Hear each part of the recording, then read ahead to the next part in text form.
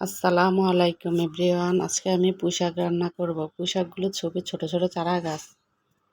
এই যে দেখুন, খুবই কচি পুঁই শাকগুলা।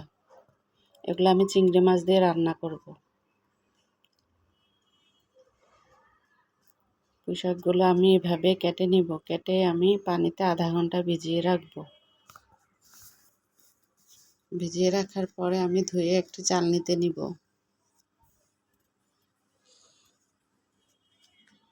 যে দেখুন, আমি ভিজিয়ে রাখছি আধা ঘন্টা।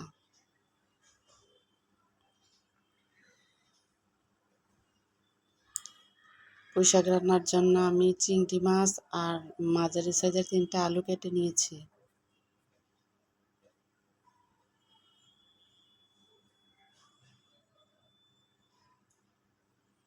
পুঁই শাকগুলো ধুয়ে আমি একটা ঝুড়িতে নিয়েছি।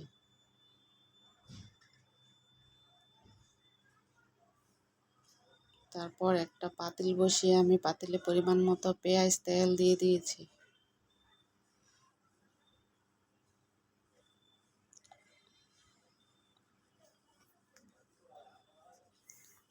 দিয়ে আমি কিছুক্ষণ নাড়াচাড়া করব। হালকা বাদামি রং হয়ে আসলে আমি এখানে আদা রসুন দিয়ে দেব।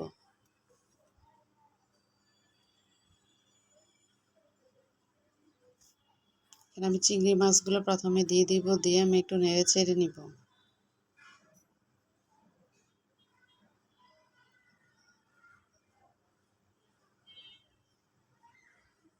চিংড়ি মাছগুলো হালকা ভাজা হয়ে আসলে আমি এখানে আদা রসুন দিয়ে দেব।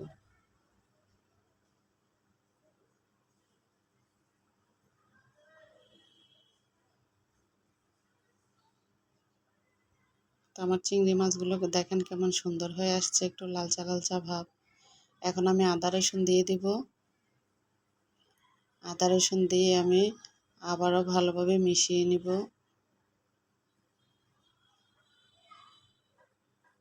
ভালোভাবে নেড়ে চেড়ে আমি যেন আদা রসুনের গন্ধটা না থাকে। এই পর্যায়ে আমি একে একে সব মশলা অ্যাড করব। এই যে দেখুন, 1 চামচ থেকেও হালকা কম হলুদের গুঁড়ো দেব। যেহেতু এটা শাক তরকারি, সবুজ রঙটা দেখা গেলেই সুন্দর দেখা যাবে। 1 চামচ থেকেও একটু কম মরিচের গুঁড়া।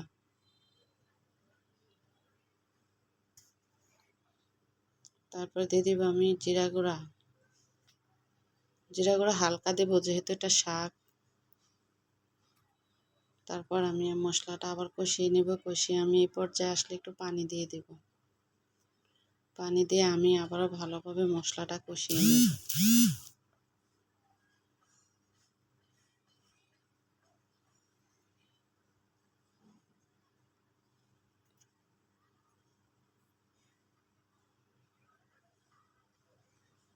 মশলা কষানো যত ভালো হবে, তরকারির টেস্ট আরও তত ভালো হয়। এই জন্য ধৈর্য সহকারে আপনারা মশলাটা একটু ভালোভাবে কষিয়ে নেবেন। তারপর আমি আলু দিয়ে দিব।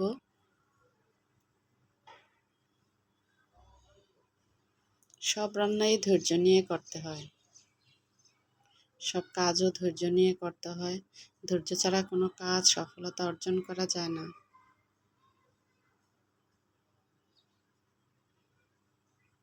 তারপর আমি ঢাকনা দিয়ে ঢেকে দেব।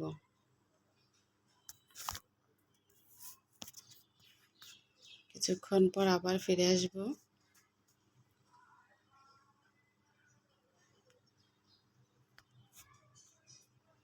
এবার একটু নেড়ে চেড়ে দিব। এখন আমি শাকগুলো দিয়ে দিব।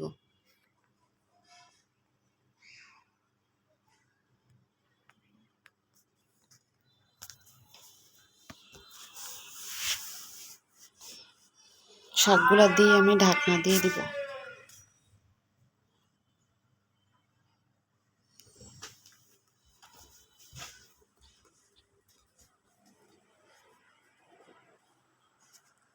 যখন নিচের দিকে একটু চেপে আসবে, তখন আমি নাড়াচাড়া দিয়ে দিব।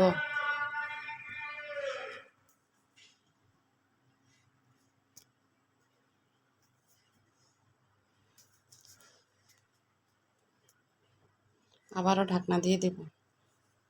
ফিরে আসবো কিছুক্ষণ পর। দেখুন, আমার তরকারি প্রায় হয়ে যাচ্ছে। যেহেতু এটা শাক তরকারি, সময় লাগবে না।